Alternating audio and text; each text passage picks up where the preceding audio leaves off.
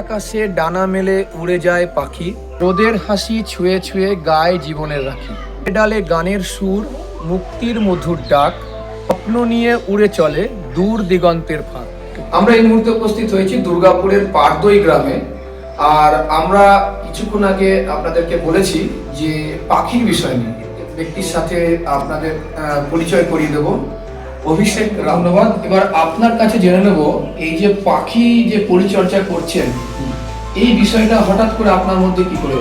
আমি অ্যাকচুয়ালি 2018 থেকে আমি আগে ছিলাম স্পোর্টস পারসন।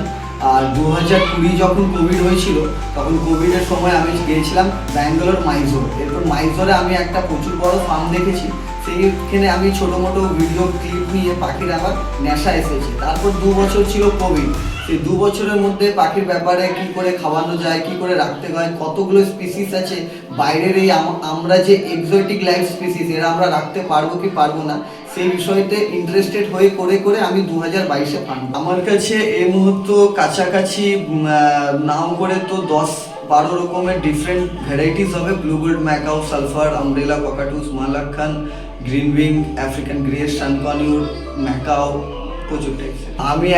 আমি একাই সব কিছু করি। আমার পাখির শখ আগে ছিল, আস্তে আস্তে ছোট থেকে স্টার্টিং করেছি। 1টা 2টো 3টে বার্ডস নিয়ে ব্রিডিং করেছি। পাখির কেয়ারিং, ট্রিটমেন্ট, কি ওষুধ খাওয়াতে হবে, কত কি কেয়ারিং আমাদেরকে ইমপ্রুভমেন্ট রাখতে হবে, কি কালচার সেন্সিটিভ টেস্ট রিপোর্ট করতে হবে, কেমন কি পাখিকে শীতকালে কেমন কি করতে হবে, পাখির মধ্যে কতগুলো ডিজিজ আছে, সবগুলো জেনে আমাকে ইন্টারেস্টিং এসেছে। তারপরে আমি সব পাখির মধ্যে আস্তে আস্তে করে এগিয়েছি।